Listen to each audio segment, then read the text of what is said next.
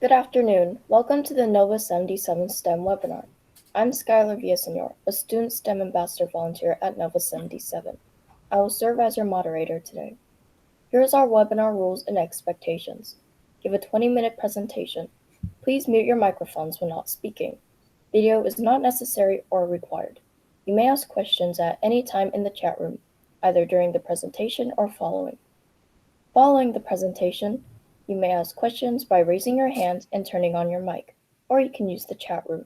The webinar will be recorded and be posted online. Joining us today is Kevin Frans. Kevin Frans is a second-year undergraduate at MIT. He works on building intelligent agents and AI-based creative tools. Let's welcome Kevin Frans.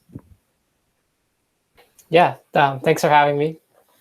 So, I hope you guys can see the screen. So, yeah, I guess I've been invited to present on what is AI, and this is a very broad question. So I'll try and narrow it down a little bit and basically focus on the parts that are at least interesting to me, and hopefully they will be interesting to you all as well. So what is AI? I kind of just have some pictures here, but I guess when most people think of AI, you kind of think of like robots, like intelligent agents, people like things that can do some kind of advanced behaviors. And it's kind of hard to actually put a definition on what AI means, because at its core, artificial intelligence, like what you mean by intelligence can mean anything from an ant is intelligent, a human's intelligent, but maybe you can also say that, for example, your light switch is intelligent because it knows how to always do one thing when given another thing. This is a quote that I've heard on the internet a few times, and I kind of like it. It says, "Any sufficiently advanced technology is indistinguishable from magic." And this basically says, if you knew how to work with electrical circuits back in the 1700s, you could be a magician. And I guess in today's day, it's kind of like any sufficiently advanced technology is AI. And it doesn't work like 100% of the time. This is not always true, but basically anytime you can kind of get a computer or any system to do something, I guess, sufficiently advanced, something that people don't expect, you can call it AI. And this means that basically anything we can think of that we can kind of at least program or somewhat influence a system to do can be considered AI.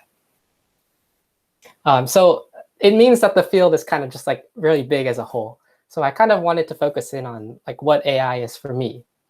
And this question comes up, which is why has AI become so prominent lately? You hear the term thrown around about. And I think there's this one specific subset of AI that has been popular recently, and it's what we call learning agents. To explain what they are, I'm just going to go over a little bit of intuition. The first thing I'd like to do is kind of propose this theory that everything is a function. And a function is basically something that takes in an input and gives an output. And almost all things in the world we can describe as functions. One of the most simplest one is what's 3 plus 4? And of course, it's 7. Let's say you wanted to teach a computer how to perform this function. Because this function is simple and we can actually describe it in code. So you can kind of get your programmer here, your engineer, to basically write a calculator or write something that can, given 3 plus 4, it already knows the answer is 7. And this is just an easy function. This is a panel from the comic XKCD, and it basically says, so when a user takes a photo, first check whether we're in a national park. And this is easy because you can kind of ping the internet with your GPS location and figure out, where you are. And then check whether the photo is of a bird. I'll need a research team in 5 years. This is actually hard to do. A programmer cannot explicitly tell a computer how to know whether a photo is of a bird, because it's the kind of function that's very hard to describe in terms of a procedure. So this is where learning agents kind of come in. So if I wanted to tell a computer, given this image, what is it? You can't just do it with programming, because it's hard to define it. So instead, we use machine learning. And for us, basically what this means is, instead of detailing a program as a set of procedures, as a set of for example, when you're adding, what you want to do is compare the numeric values of two things to get the final result. And this is easily describable. But for a bird, it's hard to describe like what exactly part of this image makes it a bird. Instead, what we do is we actually provide data. So we provide pairs of this image here, that's a bird. The second one is a bird. Third one, sorry, that's not a bird this time. And basically, the whole kind of deal with machine learning and these kind of like learning algorithms is now instead of kind of explicitly creating functions by hand like a programmer would do, you can instead feed in data that sort of says what the function should output. And this is great because now we can solve problems like this. So instead of having to like kind of do a bunch of research into what is a bird, what physical characteristics make it up, all you need to do is somehow acquire 10,000 pictures of birds and 10,000 pictures of things that are not birds, and the computer will figure it out. And in this presentation, I won't go into too much detail on how these we'll call them a neural network because that's the most popular version. I won't go into too much detail about the math behind the neural networks, but all you kind of need to know on a high level is like these are kind of programs that can take in like lists of data pairs, essentially given an input, your output. So given a picture, is it a bird or not? And given a lot of these, they can learn to approximate this function and basically perform that behavior on new things. And basically, and this is like essentially all you need. This is basically what 90% of modern AI is. Basically, now that neural networks exist and work, we can solve all kinds of problems that we couldn't do when we had to define all our functions by hand. So from now on, I'll just explain a few of the kind of interesting ones, at least to me. And here's one cool field, images.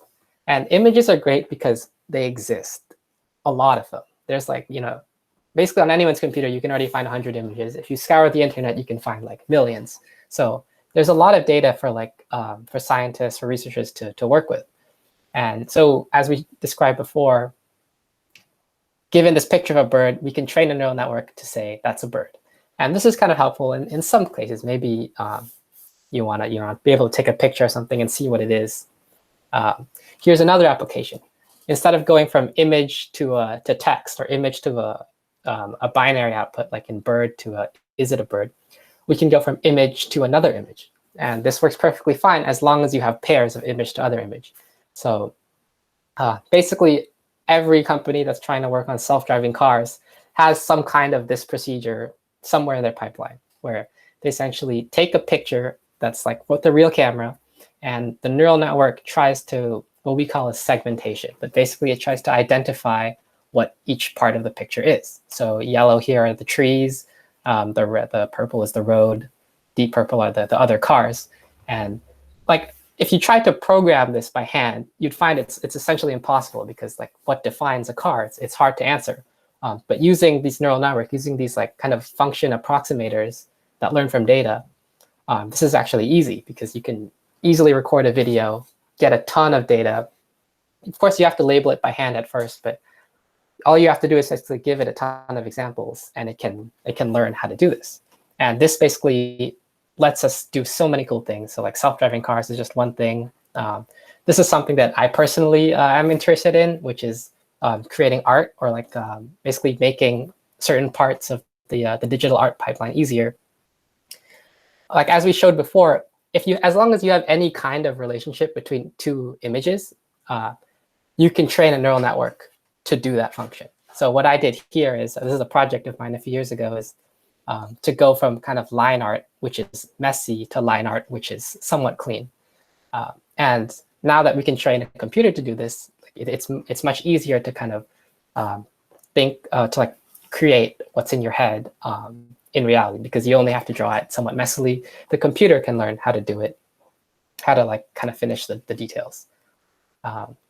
This is another kind of cool thing recently is we showed how you can kind of go from a picture of a bird into a word. Like, what is this? That's a bird. But you could also do it the other way around. There's no reason you couldn't do this. So given a word, make a picture of it for me. And this is essentially the same thing, just in reverse. And this is a field that people have been working on quite successfully in the last few years. So this is an actual real example. The paper is Mirrorgan. And basically they can pass in a sentence to their neural network that says like a yellow bird and a pointed bill, etc. And the computer can produce an image that looks like it. And as you can see, it's not perfect. There's definitely some weird artifacts around the edges, but in the center, it's very clearly a bird. And again, this is one of those things that if you just try to program a program to do this, you couldn't do it. But now that we can just define it in terms of data pairs, this is possible. So this becomes like one of the big challenges, essentially, in making modern AI programs work today is like, how do we get this data? We've seen all these examples of like things that are possible given that you have a lot of data of pairs. But sometimes it's just really hard to get this data. And this is an example of from a project that I was working on. On the left, you have essentially what I was working on in this project, where given lines, I wanted to make a colored version. And how do we get the data for this? It turns out that if you start with the colored version, it's easy to extract the lines using some math-based methods. You essentially look at each pixel and see how close it is to an edge. So if it's easy to go from colors to lines, then we can make a lot of examples because we have a lot of colors. And then we can train a neural network to go from lines back to colors. So in these situations where like it's possible to go one direction, you can then train AI to go backwards. The question is, here's like kind of a project that I want to tackle in the future, but it's hard for me right now because this data doesn't exist. Essentially, when some artists want to draw a figure, they don't start from lines like this. They actually start from a rough sketch where they kind of outline the shapes. And so I wanted to make a program that goes from shapes to a final drawing.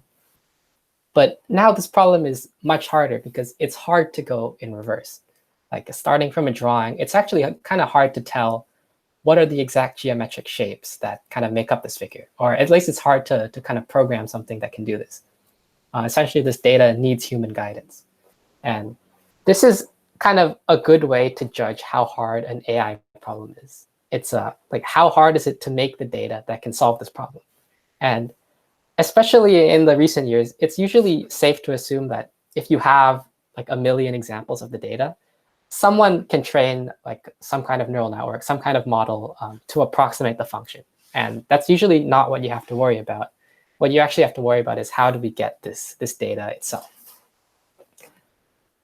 So this is another question, which is now that we know that kind of a bottleneck in a lot of modern AI is how to get the data, where is data easy? Kind of what problems can we solve where data is very plentiful? And one of the big ones, especially in the last few months, is NLP, basically language processing. So here's a function we want to learn. The sky is, so we pass in a sentence, and we want the neural network to output the next word. So the sky is, you could say blue, you could say why. There's a few answers, but there are a lot of wrong answers as well. And this question becomes actually, not this question, sorry, this problem becomes easier because if you're trying to like complete a sentence, how many examples of sentences do we have? Like easily millions, easily hundreds of millions, anywhere you look. And this is essentially what some researchers have been working on, is simple models that take in a start of a sentence and ask the model to finish it. This is one example by OpenAI. They released a program called GPT-2, which essentially just became really good at solving this one problem of predicting the next word given a start. And you can see, like, you enter like the beginning of, I'm pretty sure this is the Constitution, we the people, etc. And then it can actually kind of complete it. And you can see that this I'm pretty sure, I'm not sure how correct this is actually. You guys can correct me on how accurate this is, but it seems correct. It seems like all of these words are very possibly like the right continuation.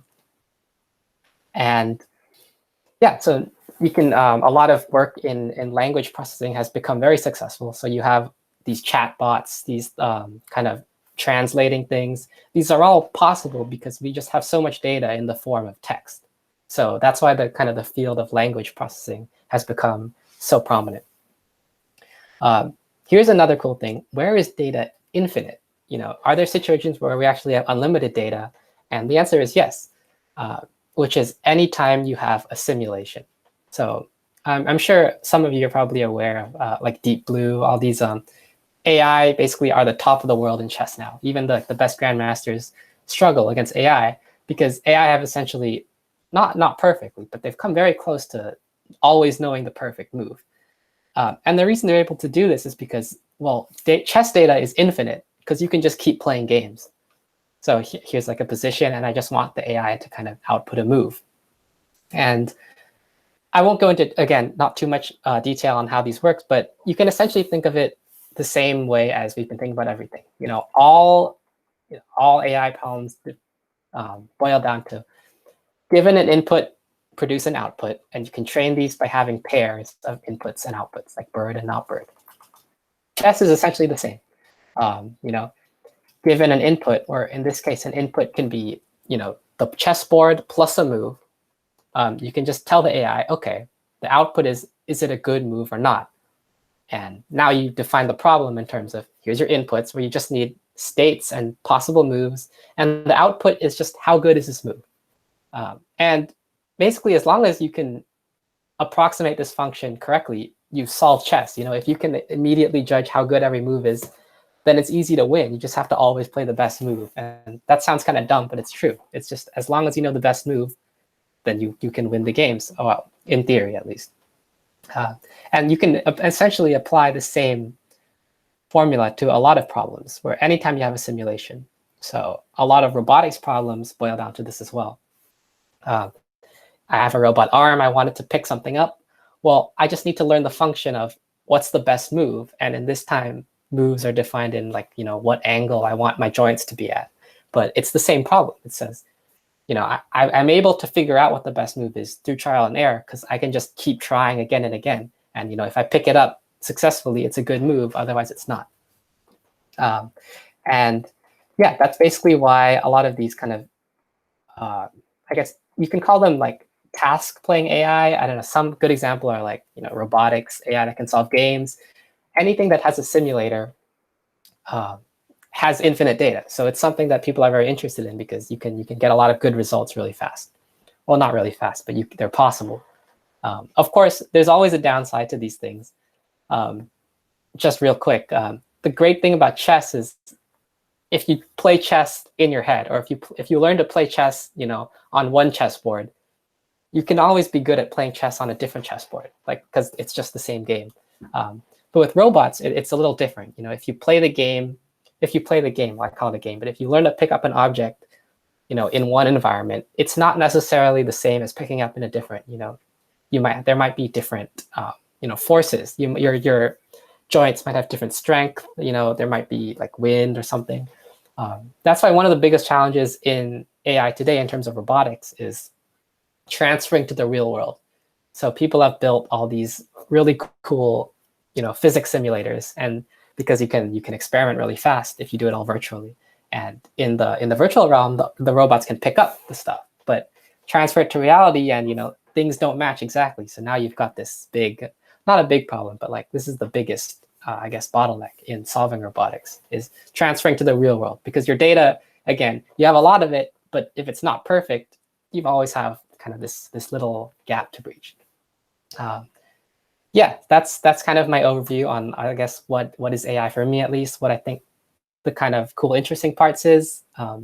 In summary, the whole reason AI is really cool is because we can define functions in terms of examples, in terms of data pairs, instead of explicitly programming them. And this means all these things like classifying birds that we couldn't do, 50 years ago because we couldn't write a program to do it, now we can do. And it introduces this new issue of now we need data. We need examples to train our networks. And the fields that have been successful are fields that have successfully almost solved the data problem, either through having a lot of it or being able to generate it on the fly.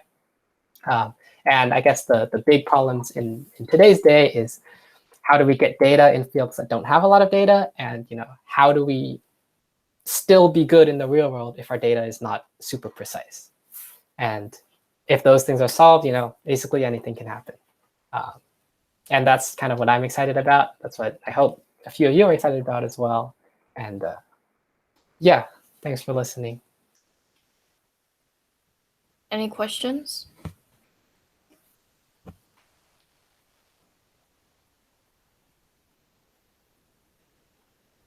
I see this one question in the chat. How do you handle missing data and bad data?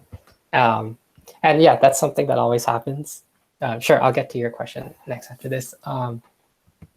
Missing data is quite tricky. It depends how much is missing. If you just don't have data at all, you essentially can't work on the problem until you solve it. Bad data, essentially, it's one of those things again where if you have overwhelmingly bad data, it's probably not that useful. But if you have 90% good data and 10% bad data, which is a very common thing, there's usually ways to get around it with like regularization, which essentially means you can scan through the data first and see if anything looks really bad. So if I have a lot of pictures of birds and some of them are just like pictures where I forgot to open the lid on my camera, I can usually write a program to kind of filter out this bad data. Sometimes you can't, and sometimes you just have to hope that the network is able to ignore it by itself. But these are definitely problems that people are working on.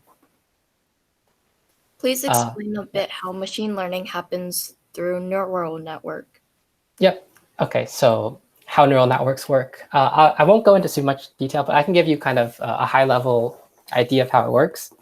One thing is, I like to use this scale for like, this is like an easy example, but let's say, what's it good? Let's say you have two hands, kind of, and one of the hands, each of the hand has a button. Well, let's do it like this: has a button, and every time you press a button, you gain like $2, or you don't know how many dollars it is, but you gain some amount of dollars, and you're trying to figure out which button is the best to press.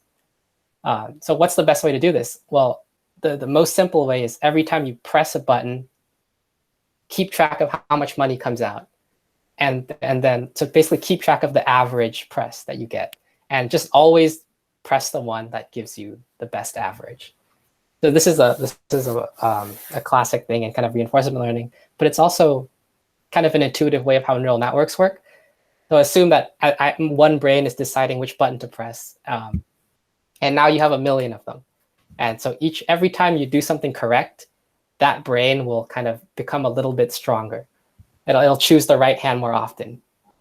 And that's essentially how you learn it. It's a very slow process, which is why you need some computing power to do it. But you can essentially think of it as you just keep running kind of examples of me thinking. Like if I'm thinking, is this image a bird or not? And the answer, I guess yes, and the answer is no. I think, okay, that was wrong. Try another one. And the input in this case is like pixels, right? So I might somehow learn a relationship that, okay, every time I see a blob in the center, I'm and the answer is a bird, then yeah, I'm getting it correct. So every time I see a blob in the future, I should be kind of more inclined to guess that it's a bird. If I see like, I don't know what's a good example, but if I see a lot of like blurriness on the image, it's probably not a bird. And I can learn this through examples because every time I see a blurry image, I kind of keep track of how likely that is to affect my result. And that's kind of what happens. So it's not like an explicit rule. It's just these kind of soft probabilities where given some kind of thing, I'm more likely to take the next outcome. Would you please comment on the relationship between AlphaGo and AI and Deep Blue and AI? Yeah. So AlphaGo and Deep Blue are both they're both kind of essentially stemming from the same procedure, which is some people call it reinforcement learning, some people call it task learning. It's essentially AI that learned to solve games or to learn to play games correctly. I guess the relationship between these and AI they were kind of the first situations where AI were able to beat humans with such a big margin. People have been trying to play chess for like hundreds of years, and now AI can beat all the people, and the answer is why. And it's essentially because they can think much faster.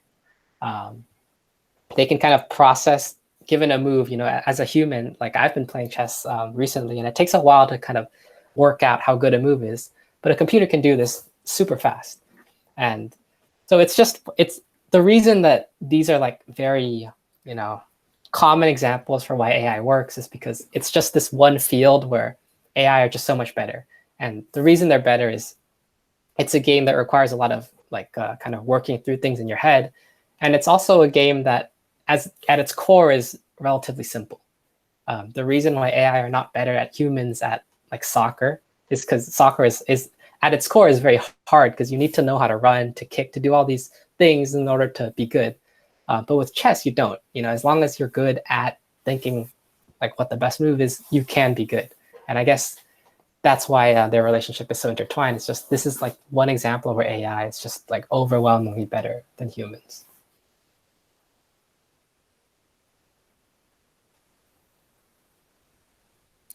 Andrew NJ and G said AI is the new electricity. What do you think of it? I think that's interesting. I would not go that far personally because I mean everyone needs electricity essentially these days. Will everyone need AI? Possibly in the future. Maybe there comes a point where like I guess the thing about electricity is as humans we're essentially dependent on it. At least a majority of humans are. If you take away electricity, what are we doing in the world? It's like there's very little we can now do. At least like in terms of living a modern lifestyle. Right now, I think if you took away AI, what would we be missing? We'd probably regress like a few decades. But I think people could still live. Like they could still live. You couldn't do a lot of things on the internet would be broken. But at least at the moment, things would still kind of work.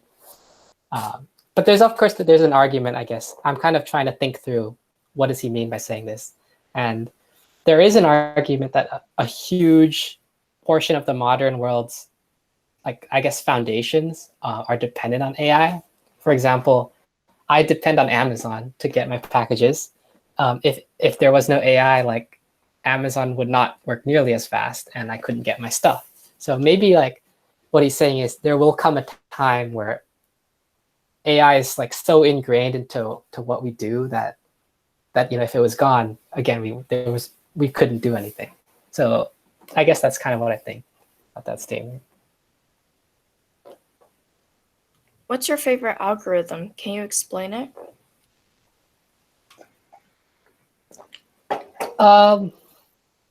That's an interesting question, I guess. What's my favorite algorithm?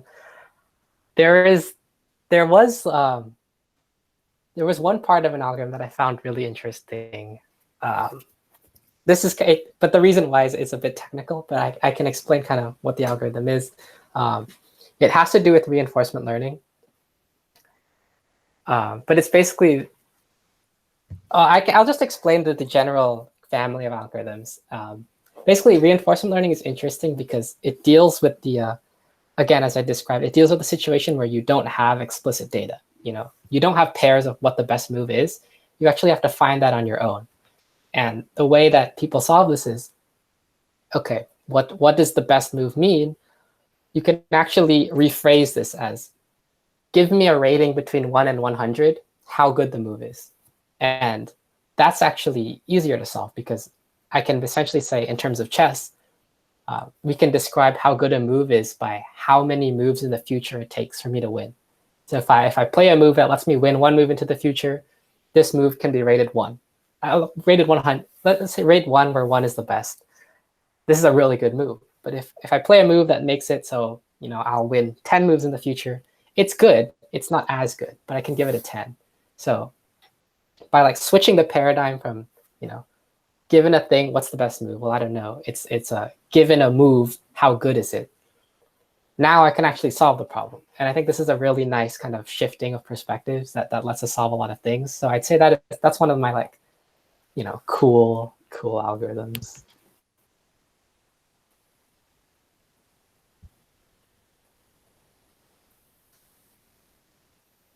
Why is reinforcement learning unstable? Okay.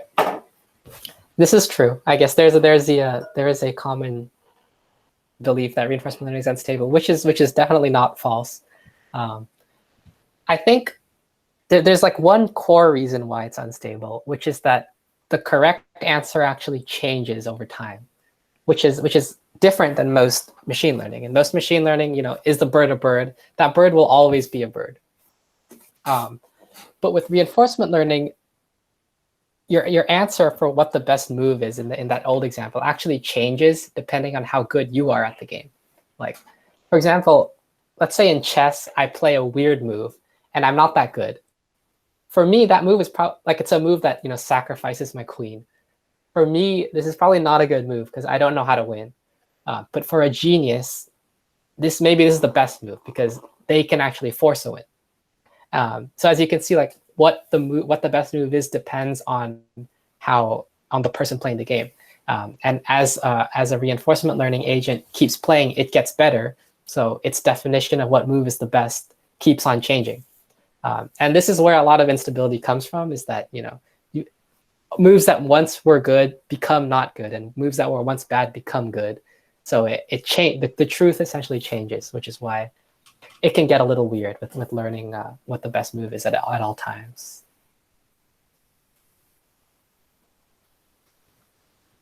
People are really excited about the breakthrough of GPT-3 right now. Why? Yeah. Okay. Yeah. GPT-3. For those of you who are not super up to date with that, it's the latest model by OpenAI. It's one of those things I showed in the presentation. That was actually an older version, but it's essentially this new model that can, given a prefix, we call it a prefix, given like a few words, it can guess the next word. And the really great thing about GPT-3 is it's just so good at this. And it can guess not just the next word, but it can guess the next 100 words by guessing itself. So it essentially keeps guessing a word and then it guesses the next word based on that and so on. So it can autocomplete sentences.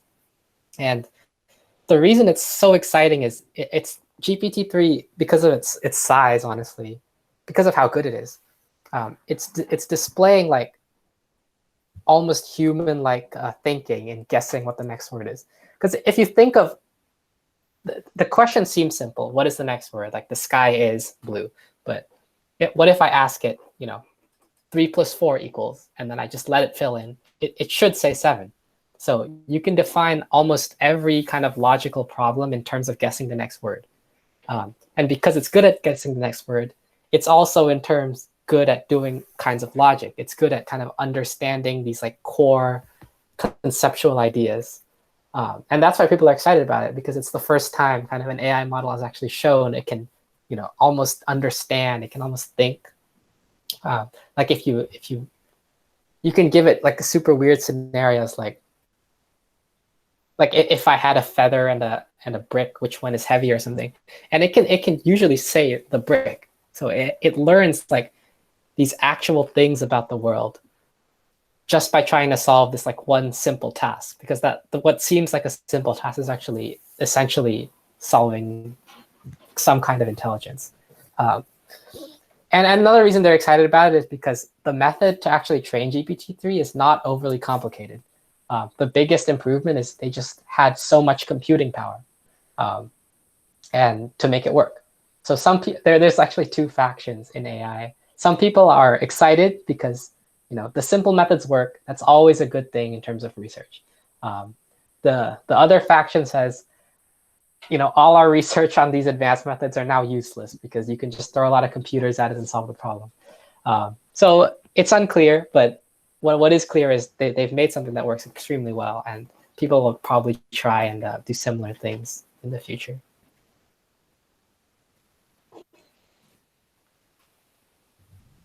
When the machine plays chess, does it pick the best move from memorization, from a big database of all the possible moves and their ratings in the current situation? Or does it deduce logically about the impact of the potential moves? Yeah, that's a good question. I'll say, so in traditional reinforcement learning, you do not do any logic. It is basically some kind of memorization where essentially if you can rate the move, you know what the best move is. And the idea is you trust that your past self had rated the move correctly. And then you, of course, correct yourself. If the move rated high and then it did bad, you reduce the number a bit, and then the next time you probably pick a different move. So in that basic formula, you usually don't do any logic. You essentially, you memorize what the ratings are of each move. Of course, you can't. It's not actually memorization because you can't check every single move. So it's more like an intuition. You recognize patterns and then based on that, guess the rating. But really, the best chess computers do a combination, and they actually do both of these things. So what they do is intuitively, let's say I have a position and I have 100 possible moves.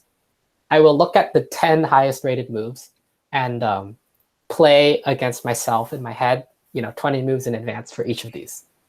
And I'll do a bit of a search, but I don't do a search over every move. I only do a search over the top 5 or 10 best moves, which is much faster than doing every move. And so I can cut down my computation way smaller, but I can still get a good, some kind of logic going on. So that's kind of state of the art. I'm pretty sure they're doing something along those lines.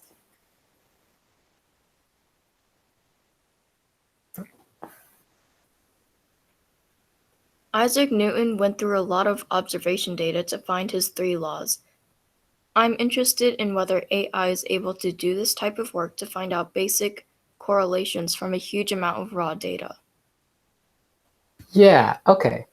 Yeah, this is an interesting idea because it's actually one of the weaknesses of AI right now is they're very uninterpretable. Like if you ask that model, why is it a bird? You can't answer that question. It knows. It's just like correlations between these like abstract pixels that say it's a bird, but it can't actually describe to you why. And I think so. Isaac Newton was able to do that. Of course, he was able to say like, boil everything into these 3 rules and everything follows these rules. It would be very cool if AI was able to do this. But yeah, will it be able to do this? That's also unclear. I guess the intuitively kind of the way Isaac Newton and any scientist does is they kind of, you propose a hypothesis. This is my rule. And then I will now test this rule. And if I can successfully say this rule is always correct, every single time, like 100 million times, then of course it's a good rule. Right now, AI don't really do this. And anytime they do define rules, they're in this weird abstract space. So I think, at least at the moment, they probably are not able to deduct like these nice, beautiful rules. Basic correlations, maybe, but in terms of like like gravity works on everything, it works very cleanly, and I don't know if AI will be able to solve this. At the very least, it will probably be quite tricky. Would you please comment on what deep learning can do and cannot do? Yeah, so I guess this also kind of goes along the same lines. It's like deep learning is good at approximating functions, right, given data. That like as I said in the presentation, that's the core of what it can do. And there's limits kind of on how good it can approximate the data, which is getting basically as you throw more compute at it, as you use more kind of intricate functions, you can get better at this. But the main bottleneck, I think, or I actually really believe, is still the data. Essentially, if you have no good data, if you have bad data, there's nothing you can do, and this won't help you. So that's kind of the number one biggest limitation in my opinion. Is like it only works in this one specific scenario where you have a lot of examples of what you want, and again, it can only approximate the function. It usually can't do anything else. So you can't really consider something intelligent if it can only do one thing. So like that whole bird thing, it's really good at telling what the birds are, but it can't do anything else, and it's hard to get it to do anything else. Part of the reason why that whole GPT thing was exciting is because it was able to do so many things with just one neural network, one thing, and that's one of the potential solutions to the data problem. Is if you get your AI good at thinking, well, to be good at thinking, you have to solve essentially every problem. So if that's the problem you're trying to solve, now it's actually like quite interesting. But I think, yeah, biggest limitation is definitely like just like if you don't have good data, there's nothing you can do. How do you think Google is training data for self-driving cars? Yeah, okay. Again, yeah, so I can't speak for how they're actually doing this. I can only give, kind of my intuitive guess on what the pipeline looks like. Um, I'm like 90% sure they're not using reinforcement learning to train the cars. Because I think it's unstable. It's hard to prove reliably that it works. That's one of those, as I was saying before, you can't interpret how the network's thinking. So, if you let the car drive the wheel based on the neural network and it crashes, you're like, why did it crash? No one can really say why. So I'm pretty sure they're actually doing some engineered planning. But what I'm pretty sure they are doing is they use they're using the neural networks to interpret the raw data. So cars use they use lidar. Sometimes they use cameras. It basically senses kind of what's in the area, but they need a way to interpret what the sensory data actually means. How do I, given a picture, how do I identify what the car is, what's an obstacle? And this is one thing that AI is really good at because they just have the data.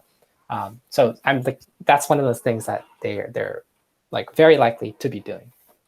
And how they're getting the data, like I'm pretty sure, as some of you have heard, in the past few years, there's Google cars going around like many areas of the world, just running essentially only to collect data because they just need so much of it. They need it, when the road is bad, when the weather is bad. So they just send out cars to get the data. And that's it's so important that they have that data that they're willing to do this. Do you mind sharing where you went for middle school and high school?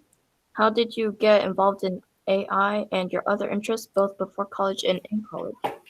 Sure. Yeah, sure. I can tell kind of where I came from at least. I was interested in game development, and I still am actually, and that's kind of where a lot of things stem from. I used to make games. I don't know if any of you played Flash games on those sites, but I used to do that a ton. I used to make games for those back in middle school. That's how I got interested, at least in computer science and like games in general. Uh, there's the Minecraft thing back here. This is actually my brother's, but I used to play a lot as well. I used to program the mods for it. That's how I got kind of into CS, and how I got into AI is through games as well. It's basically I was interested. Yeah, how do you make AI for games? How do you make these enemy players that can play well? So that just leads down the rabbit hole of now you have to learn all these other things just to get that to work. But they were interesting things to learn. So I definitely kept going. Um, Sharing where I went for middle and high schools, I went. I went to they're nearby. I went to JLS Middle Gun High School, both public schools. But they were a lot of fun. I had a lot of people there were also technically minded, um, which was great. And I went to a lot of hackathons, which I used to enjoy very much. At the moment, I'm kind of burned out from them, but hackathons are, you and a group of friends go to a place where there's a lot of other people, and everyone has usually 24 hours, 48 hours to just build something, just make it. And then, so most of these things are not good, but the fact is you still made something. And I think this is actually a super important thing. I think you kind of learn the best when you're going straight for a goal, when you have something in your mind and you're like, I'm learning not just because someone told me to learn. I'm learning because I need to actually understand this concept in order to make make my vision happen. And that was kind of what hackathons did. And I think not just me, but all my friends who went found the experience very nice, and it made them definitely a lot better at just building things. Uh, that's kind of my mindset as a whole. Other interests, yeah, I still do games. I've been working on them this summer actually, so that will come out soon, hopefully. I'm also interested in art, digital art. I try and post my art online, but I'm getting behind. And the other whole thing is, trying to get AI to do the art for you, which is always exciting. How does deep learning contrast with other machine learning algorithms? Um, Deep learning it basically means your model's really big, or you're doing something complex. How it contrasts, I think at its core, it does not contrast that much. It just depends on the problem. Machine learning is, well, deep learning is like a subset of machine learning. Right? Machine learning can be anything from, I'm learning like like that whole scale thing. If my thing can be super simple and just learn how to say if something is good or bad, that's machine learning. Machine learning can even be something as simple as, well, essentially that, and anything that has like anything that learns as you give it data, but the way it learns can be very like basic. It can be as simple as counting, finding the average. So like taking the average of something and then estimating, that's technically machine learning. Deep learning is just, you just scale it up way bigger. It can do more complex problems, and it's usually mostly neural networks at this point in deep learning. Would you please comment on Google Earth Engine? Yeah, I'm not actually familiar with what that is, Google Earth Engine.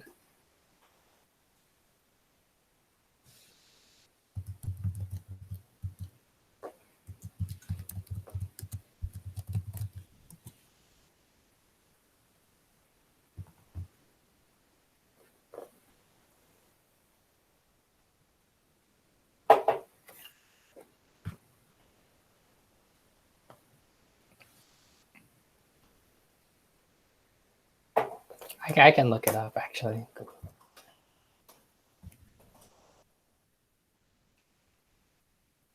I see. So it seems like it's okay. Is there something there?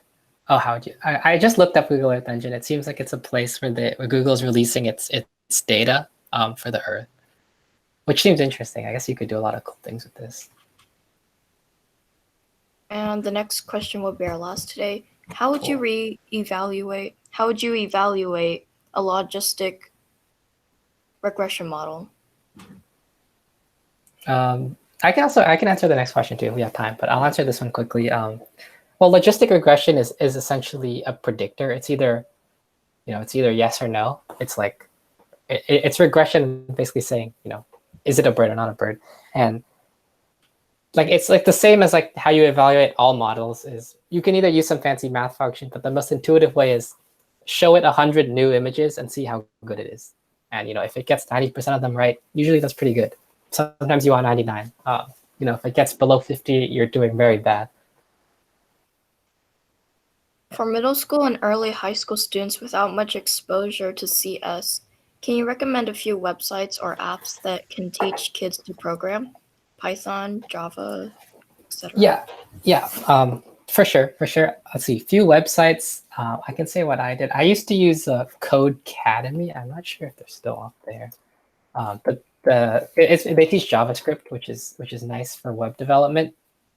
Well, I think in terms of websites, the best way to learn programming, this is in my opinion, and to learn most of things, is to kind of give the students something to make. Say I learned with games because I was always thinking I want to make this game and I need to learn programming to do it.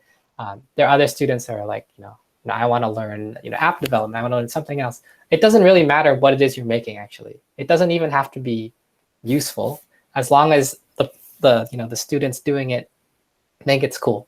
And if you think something is cool and you want to build it, you will naturally learn everything that you need to do it, and you'll learn it for real. If you're just studying for a test, for example, you don't really learn the material. You learn it and then you forget it. But if you learn to build, you'll always kind of have it in your mind because you needed to actually prove you understood it by making the thing.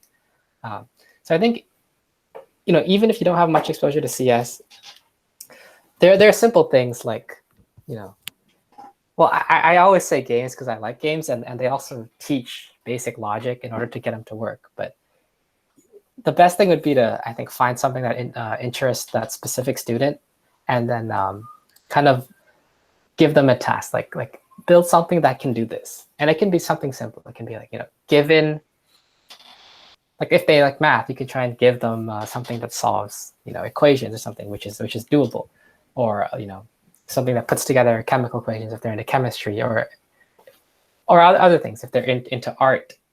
something that can, like a computer program that can draw, for example. There's a lot of these like small little toy programs, but just the act of building one thing is such a big deal, and it also gives the students like confidence to keep building things, which I think is really important. Because in the end, that's what you want all these skills for, is to actually like make something with it. It's way better than just like, let's say, knowing it for the book. That's my thoughts on that.